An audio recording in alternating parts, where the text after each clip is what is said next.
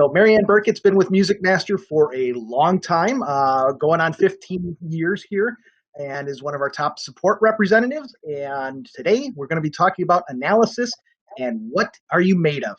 And with that, I present to you Marianne Burkett. Well, thank you, Paul. Please hold the applause. This is a subject, the turnover analysis and just analysis in general in MusicMaster is really one of my favorite things to get into, because a lot of people call and they ask for help. Can you review what I've done with my clocks? I don't know why my rotations aren't working right. And the tools that I'm about to show you will help you decipher what you've done after you make your clock changes. And so I'm empowering you to use these tools because they're super powerful. And when somebody calls and asks me for help, the first thing I do is go to these tools. So with that, I'm going to go ahead and launch turnover analysis. There's a couple of ways to do it. We have our little recycle circle icon. It's a little blue circle, dark blue circle in version 7 and version 6. It looks a little different. So whatever version you're in, it may look a little different, but it's all in the same place among our 6 major components or sections of MusicMaster. You can also launch it via dataset analysis and turnover analysis. So I'll just use the icon because that's what I always do. And today we're going to focus on what turnover analysis is, what it can do, and what you're going to find out about it. So I'll start here. And we're really going to focus on one category, and that's the first category. And that's what we call a priority category. It's the first category that schedules without rules and has a 1 search depth. So the priority category would have nothing going for it other than math.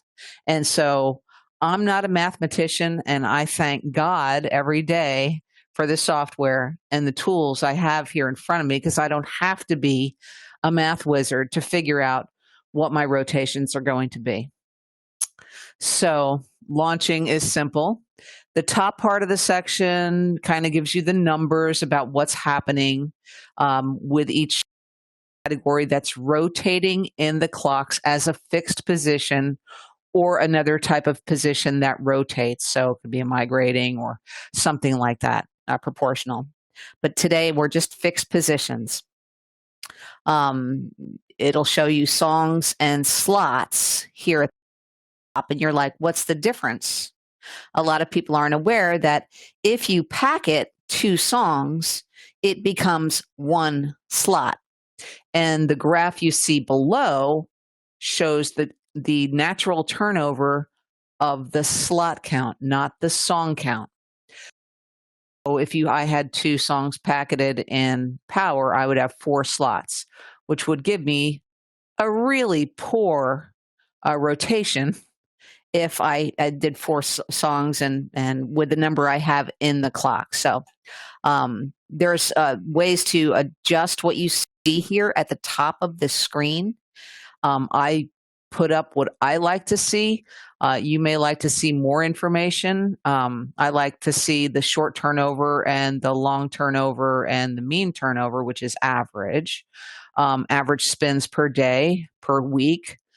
Day part speed up, and we'll get into that in a little while, the ramifications of day parting a priority category, and the suggested minimum rest.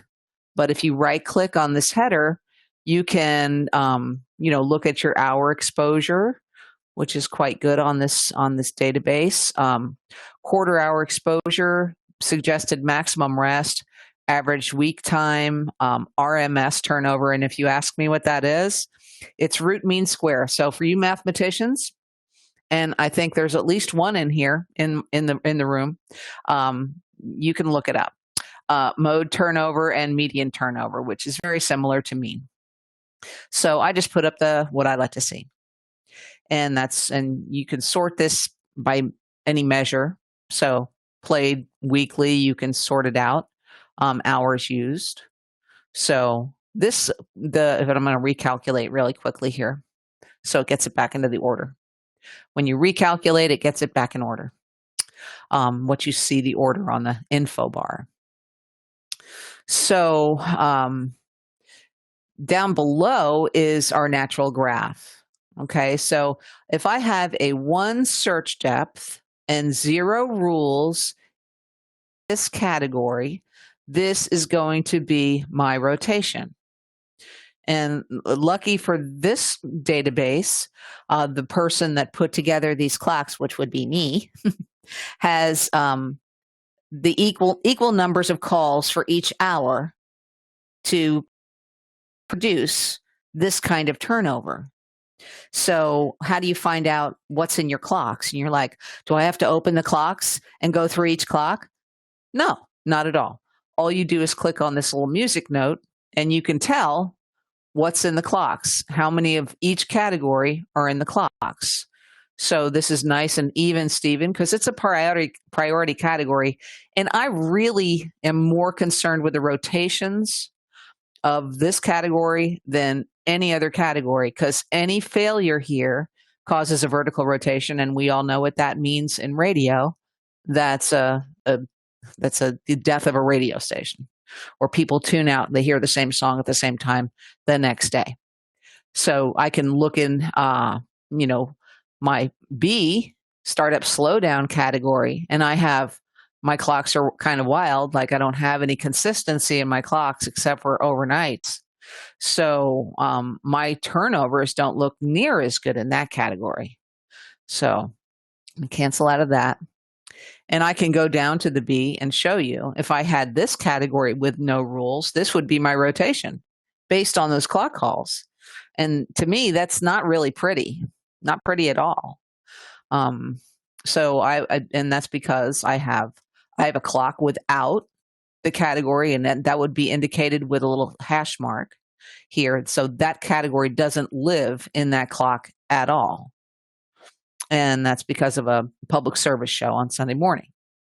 So, so it really matters if you're going to have a 1 search depth and no rules, what your math is. So let's say your math isn't so good. And I'm going to switch grids right now. I'm going to go to another grid. So I'm going to activate that grid, and I'm going to close, and then I'm going to recalculate. And you'll see that without those overnight clocks in there, my rotations don't look very good. I still have 2 in every hour. It's still even Steven, but I'm missing some component here. So what am I going to do? So the next subject we're going to talk about is auto burn. Okay, so auto burn is like a leapfrog.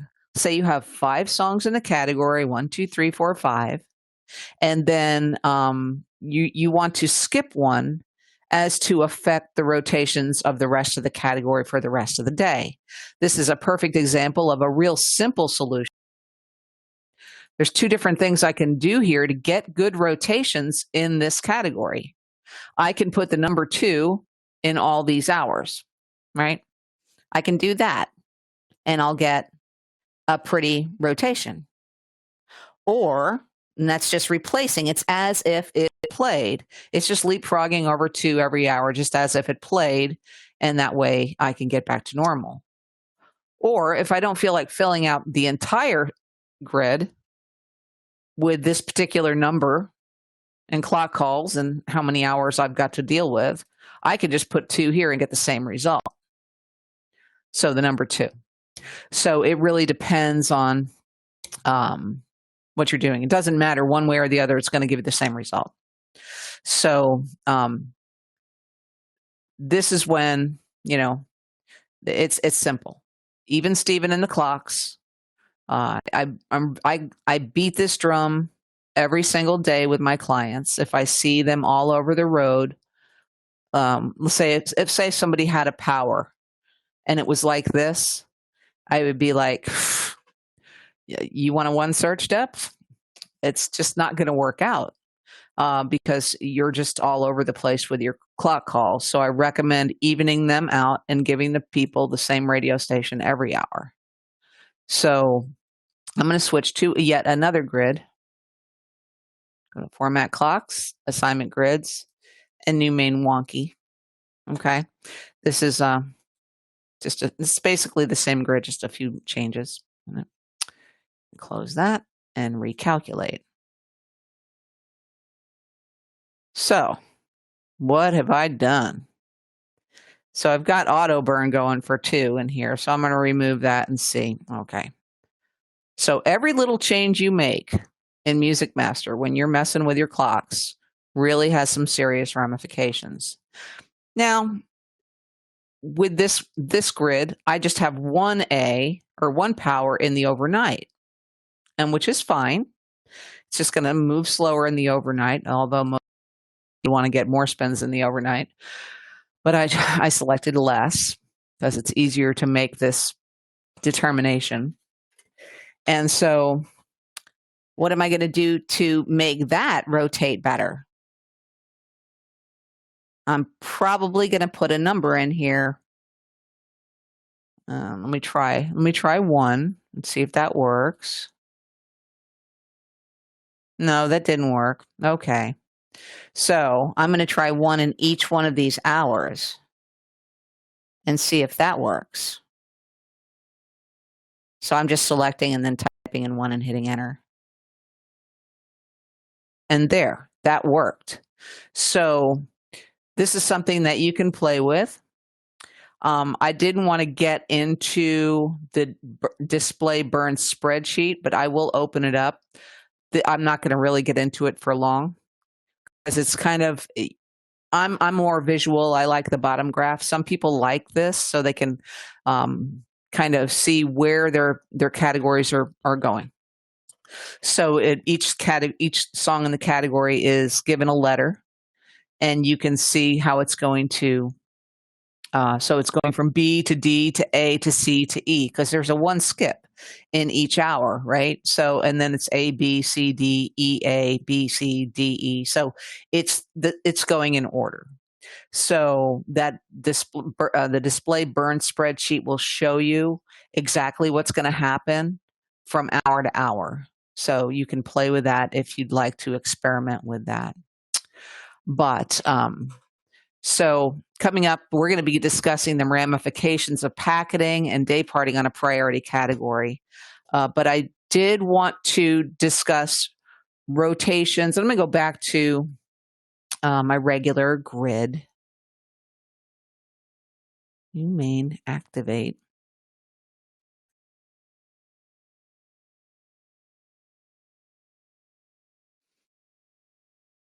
Oh, see, I've kept the auto burn in here, and it's completely different, right? It doesn't look that bad, except for in a couple places.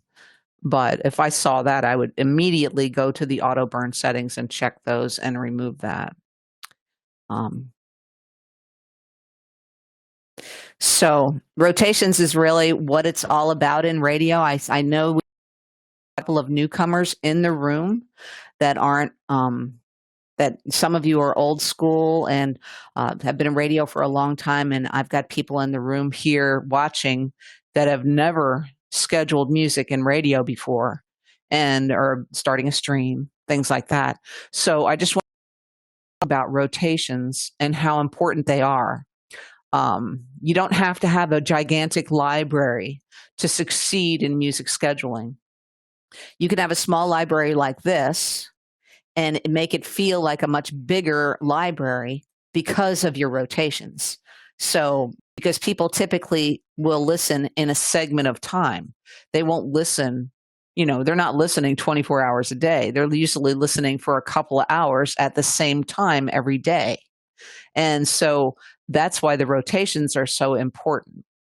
And that's why I just wanted to touch on that for a moment, because if your rotations here, let me just do this.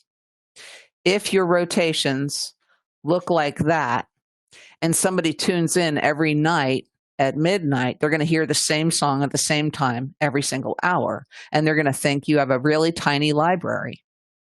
And so, and I could do that with any category. I can, let me just find a number here. It's kind of a wonky category. So if I had this up a couple of songs, just 2 more songs in this category, the natural rotation would be stacking, all the time. So just keep in mind when you build your clocks, and my best advice is to be very consistent so you can troubleshoot these problems easily. Okay. So I'm going to go back to here. So in a category, I see this a lot, and it's sometimes it's sneaky and you don't know it's there. Somebody will come in and day part a song.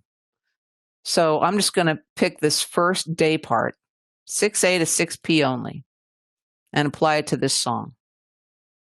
So this song will only be able to play from 6 a.m. till 6 p.m.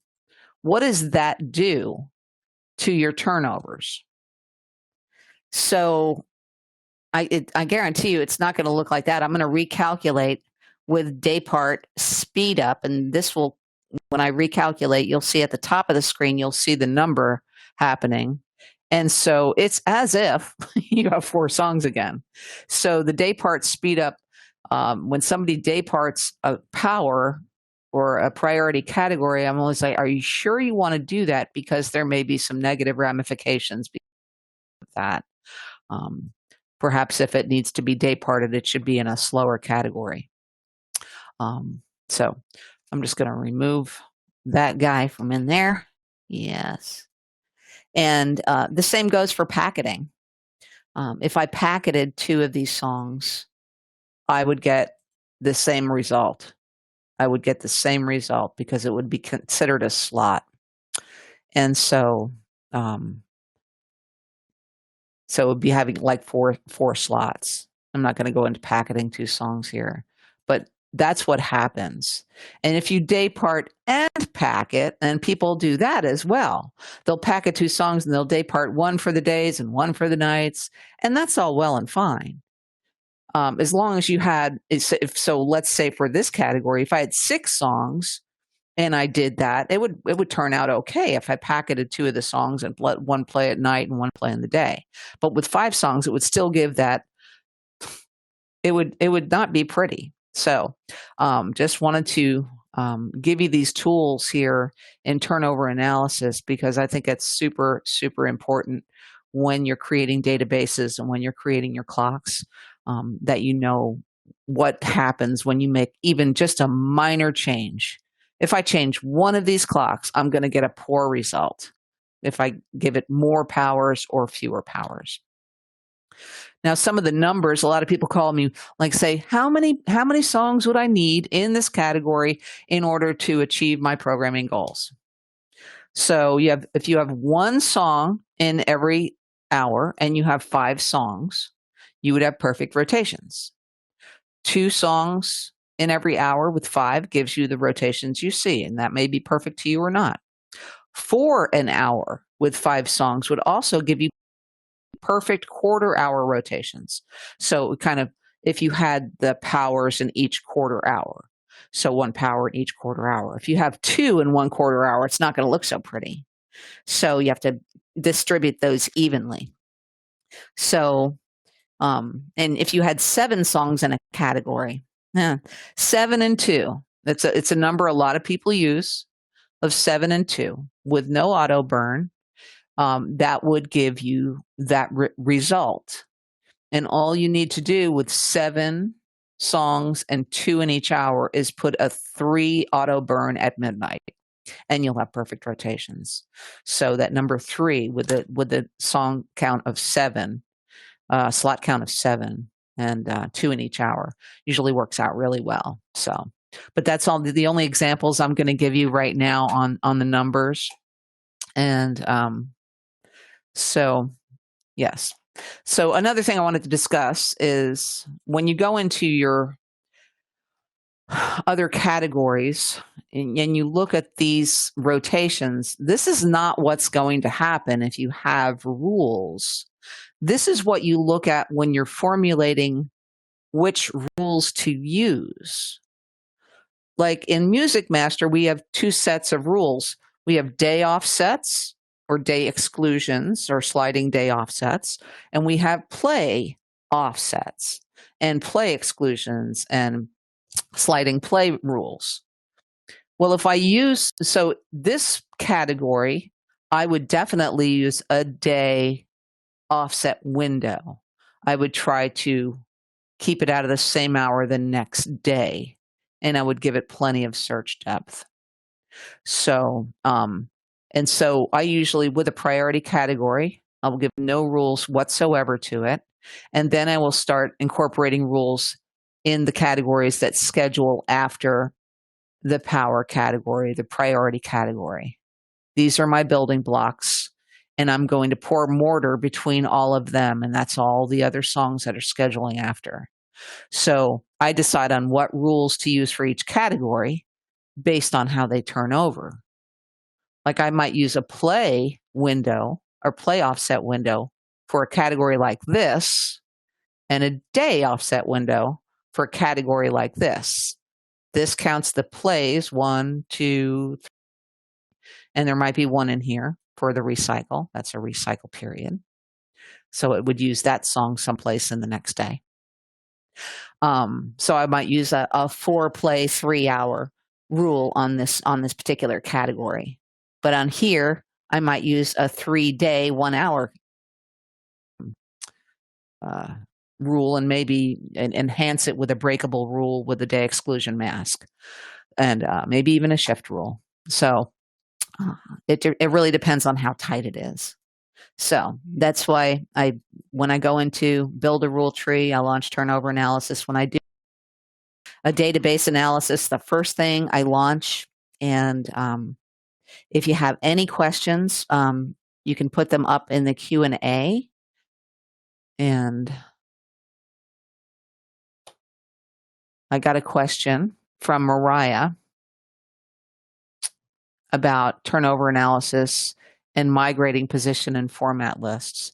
The migrating positions, if you have a bunch of migrating positions in your clocks, every time you hit the recalculate, you'll see a little bit of a different result because it's really dependent on what's happened prior to that migrating position. So it's not precise but that's why I did the fixed position here. Other examples would be help me, Paul. Not the migrate. Proportional position. I just lost the word. That's good. Migrating proportional, maybe song lists, or not song lists, format lists. Format lists are really tough. And a format list, and for those of you don't know, it's like it's a clock position that includes a list of categories, and it just goes on. It's sometimes in the order of the list. So if you set up a pattern of categories, it would schedule that pattern over and over and over again. So, but we weren't getting into that today. So, as a teaser, we will be discussing those different types of clock elements in our next seminar, Genius seminar that's coming up later in June. Very good. Very good. And you're doing that one? I am. Oh, very good. So Paul's a Jedi Master. So I look forward to that one. Okay. So right now, I'm going to move into our next analysis segment, which is library analysis. And you're like, wow. So the first thing I do when I'm trying to analyze somebody's database is I have to create a category group. So you have your individual categories here and all the way down, and at the bottom of this list of categories are groups. That would be indicated with the double music note. There's built-in groups, entire library, music categories, and non-music categories, but I have 3 custom groups: currents, gold, and rotating music. And I'm going to click on rotating music and just sort it by category. And so you can see what the library looks like. And I can do an analysis of any one of these fields.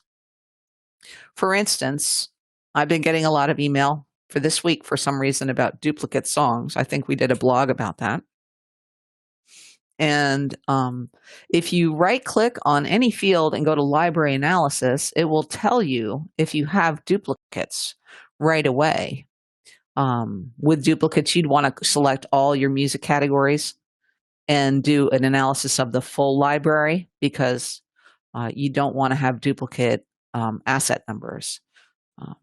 That would be bad, especially with reconciliation.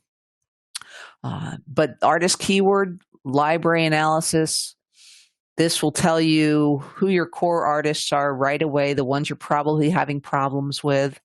If I go here, I've got, your typical AC format guys and girls.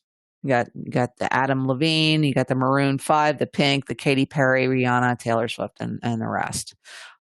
This is kind of an older database. It's not up to date, but Bieber'd be up here like this week, I think. So you're going to run into some artist issues. But you can, once you have this analysis turned on, you can go from one thing to another. And if I go down to role, I can look and see what my analysis is for my male, female, and duet saturation. So I'm like 50 on this library with male, female, because duet would have female in it. And so this is kind of what do you do with the rules? And that's why I look at library analysis when I build rules, because I don't want to just arbitrarily say, well, I'll let 3 females play back to back. I'll let 2 duets play back to back. Well, why would you do that when you don't have to?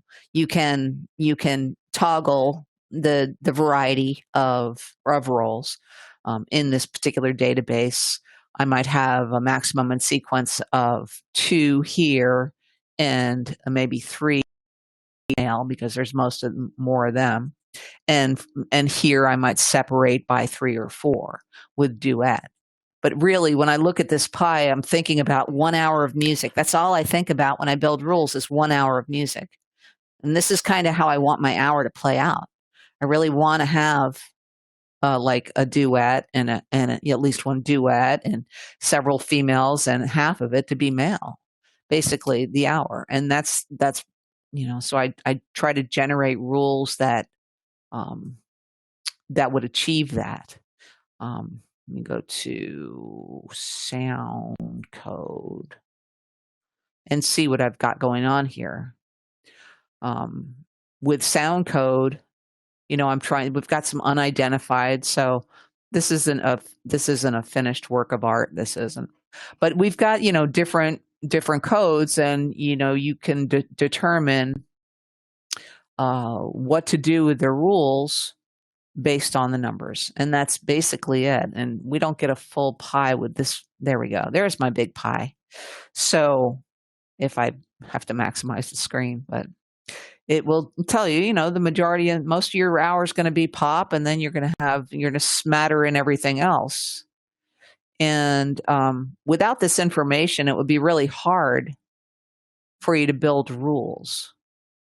So just for your information, I'm not sure how many are aware of our wonderful pies in version 7. The guys put a lot of work into that, and I really, it's like one of those, like, I love this thing.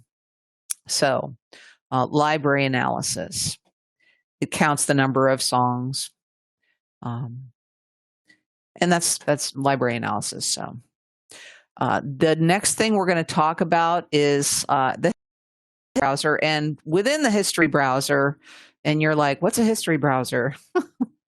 The history browser is, and I don't know how to give you the proper, I'm not sure what the MusicMaster toe the line thing is, but it lets you pull different reports for different segments of time.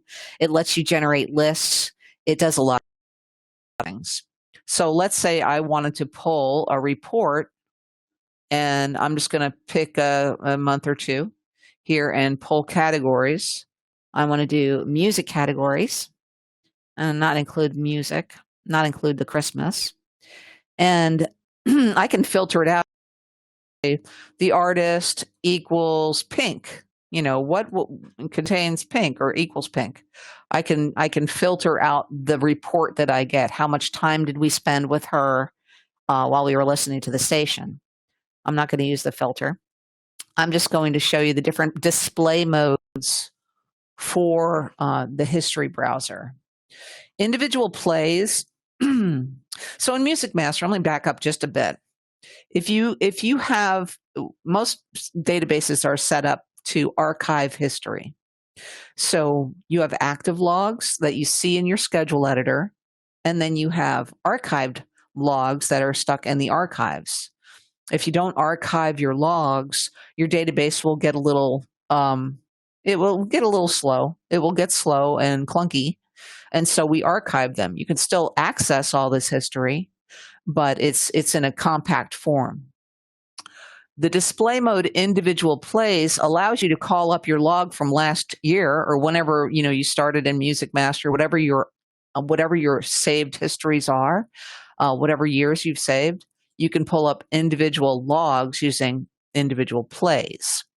And so I can go back to any date and pull up the individual plays and go back to Christmas, or I can go back to last Christmas. We did a great show and I want to do it again. And so let's just call up, I'm not sure how long back I can go on the database. I'm not positive. There may be nothing here. I don't know. Let's go to the 7th.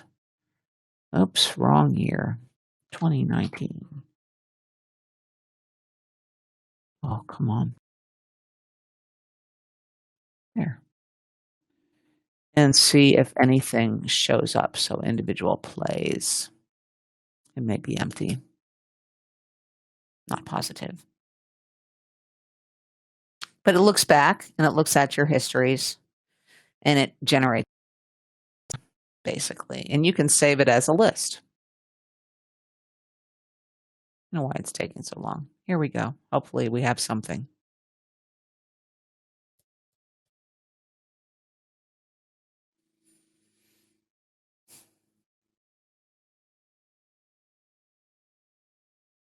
Yes. Okay, so let's pretend this is all Christmas music. And I wanted to repeat that. There's a lot of stuff that's in hold, but it doesn't care if it's in hold. If it exists, it's going to give me this list. And I can save this list as, December 7th, 2019. Right? I can save the list. And then I can access my song list and incorporate that into my clocks. And I know that Paul is going to talk about building song list clocks when he does his clock session in a few weeks. So, right, Paul? Absolutely. That'll be one of the things we touch on. Plus, that was heavily touched on when Dave Tyler did his session 2 weeks ago, and that's available in the MusicMaster. Very good. Okay. So the next filter or display mode I want to go into is individual songs. And this is a spins report. Individual songs equals spins report. And so I can pick a time period. I'm going to go ahead and go to today, and then I'll back up a few days, a week. And I'll pick my categories, and I just want to pull the currents. And I want to do individual songs. And there's different things you can look at. Combining linked history. I don't have any linked history, so I'm not going to use that. So if you were linking histories, to say of the two different versions of a song, say you had a mixed version or an intro version and then a regular version, and you have them hooked together with the title keyword or the link history field. This is the show the song ID, and that's just the internal song ID.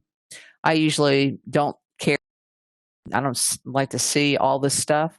I do like to see total time spent with each song and to see the rank.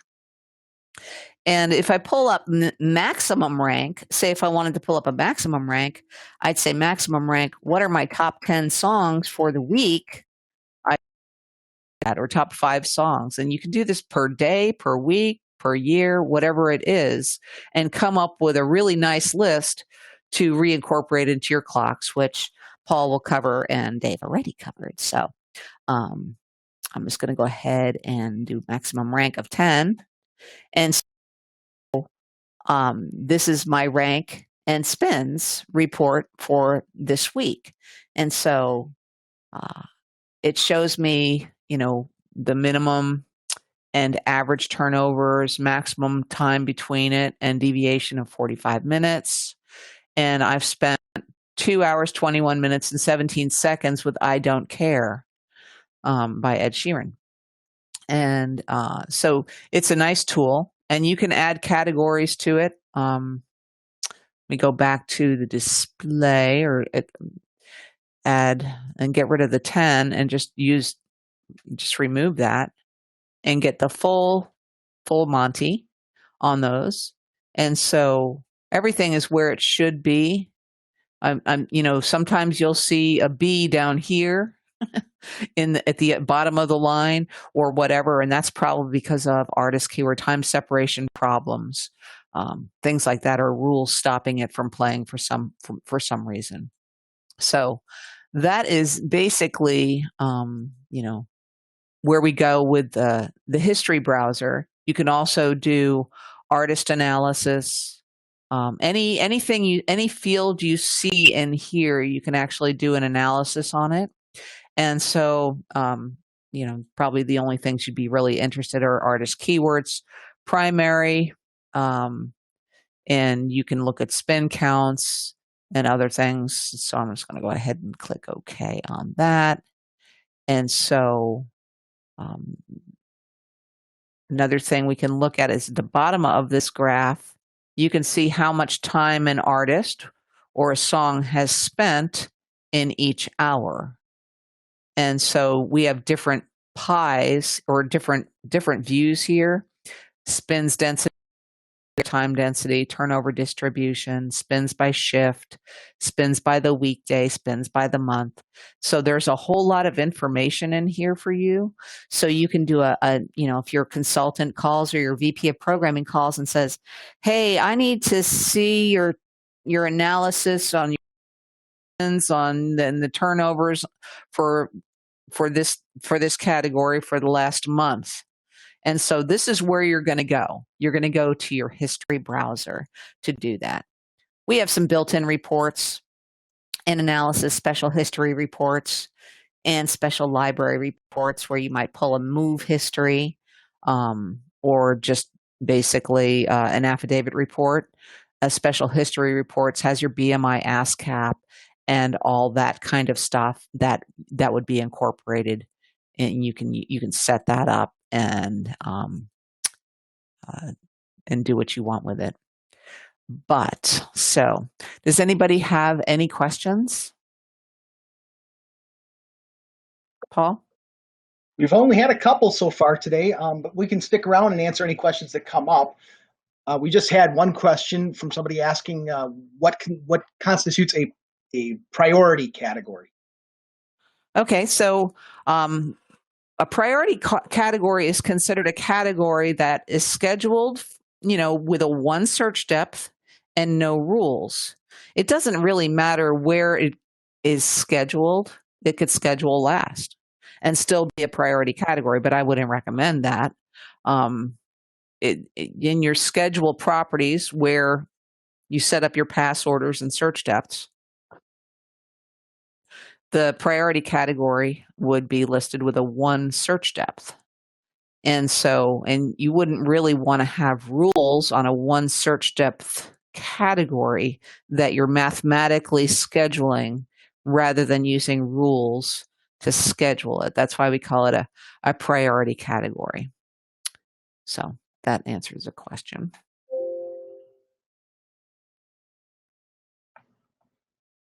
Anything else? I don't have anything else at the moment. I understand Max Major has raised his hand, but Max, if you can type in your question, then we can go about answering it. We're not able to hear your questions. Yeah, Max.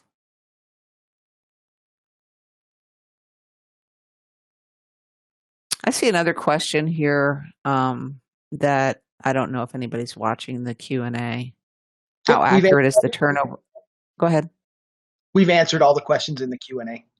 Okay.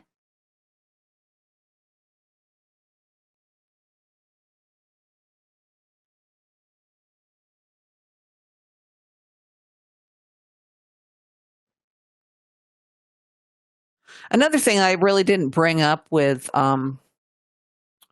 your auto burn settings is that you can auto burn any category, but the one that you should auto burn if you need to is your priority category. This will give you a false sense of if you auto burn a gold category, and I could set up auto burn on a gold category. Say if I wanted to burn 10 songs at midnight on a gold category to get kind of a different natural rotation, I can always do that. But there's rules that are going to protect you. I mean, if it's lining up like a little soldier, yes. If it's lining up like a little soldier as far as your numbers are concerned, say like that. If a category lines up like that, it's always going to try to schedule like that. And the rules are really the only thing that are going to protect you. So you'd really want to maybe set up, something short of an auto burn, or maybe even out your clocks. I can always tell when clocks are uneven based on the clock calls. I mean, just looking at a history graph or this turnover analysis, I can tell when your clocks are uneven. So, Marianne, we do have 2 questions here, so I'm going to pose the first one to you. okay. Jordan asks if you've ever run into a scheduled week that looks slightly different from your turnover analysis. Oh yes. Yes, I have run into that. And actually there's some things that you might want to know about a scheduled week never looks exactly like turnover analysis except for the priority category. But if it doesn't look like that for the priority category, here's another little nugget for you. There's 2 nuggets. When you change your music on Tuesday and start scheduling again on Wednesday, you may want to consider checking your schedule order before you change your category. So before you change the complexion of your category, I always recommend take a screenshot. This is the order in which it's scheduling. So let's say you take You Say by and put her in recurrent, and you add another song into the category, and it falls into another position, and probably it would fall into number 5. But let's say maybe you took High Hopes out and put it in a recurrent, and it's in the number 3 position. You want to replace you want to put the new song slot, so you just move it up, right? So you move it up into that slot, so you maintain your nice stair step. That's key 1 for good rotations day after your music changes, is make sure your schedule order is correct. The second thing is make sure when you schedule, if you are using auto burn, that you do not sort scheduled categories by rest before scheduling. Don't do it. Just leave it alone. MusicMaster naturally, is going to be shuffling the categories and giving you the most rested songs it can. So this I would use this only for gold categories. If you're having some problems with maybe some songs not showing up because of rules, but not for a priority category. Never. Mm-mm. So that would throw this out the window. It would throw out any auto burn settings. Did I answer the question? Is from Carrie, who asks, does recycling every category recommended to improve rotation? Does it create the feeling of a bigger category? So that's a 2-part question. I feel like the press secretary, the White House press secretary right now. So let's say, for instance, I took gold recycling off of this category recently because I felt like it wasn't helping the rotations. And so it doesn't always help your rotations. It may extend your daytime play a bit, but it might hurt you.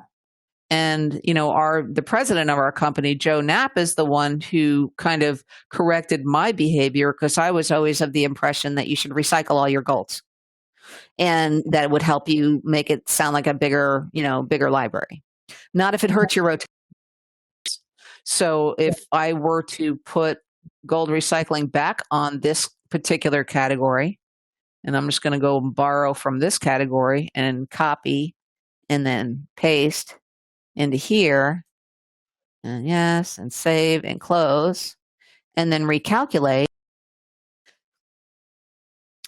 So it didn't improve my rotations at all. It actually made them worse, my natural rotations. So I'm not getting as much shift exposure with the recycle. We'll stick around here to answer any Q&A questions that happen to come in for the next few minutes, but I'd like to thank Marianne and thank all of you for joining us today and this week. And thanks much, and we'll talk to you again very soon. Thanks, and thanks for being here.